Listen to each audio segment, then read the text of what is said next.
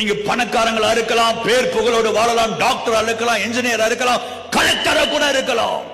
நீ ரட்சிக்கப்பட்டிருக்கிறாயா என்று இன்று இரவு என் ஆண்டவர் உன்னை பார்த்து கேட்கிறார். உன்னை டாக்டராய் மாற்றியது கர்த்தர், உன்னை கலெக்டராய் மாற்றியது கர்த்தர், உன்னை என்ஜினியராய் மாற்றியது கர்த்தர். நீ மண், நீ மண்.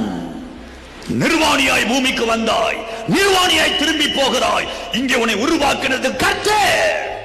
அவர் உன்னிடத்தில் எதிர்பார்ப்பது உன்னுடைய காணிக்கை அல்ல, நீ போடுகிற பணத்தை அல்ல, நீ பாடுகிற பாடலை அல்ல, உன்னுடைய ரட்சிப்பை ஆண்டவர் எதிர்பார்க்கிறார்.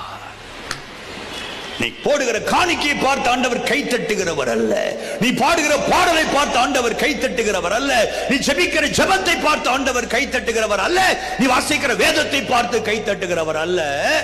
நீ எப்பொழுது சிலுவை அண்டை வந்து உன் பாவங்களை அறிக்கையிட்டு உனக்காக அவர் சிந்தின இரத்தத்தால் கழுவப்படுகிறாயோ அப்பொழுதுதான் என் இயேசுவும் என் பரலோகமும் கைத்தட்டும்.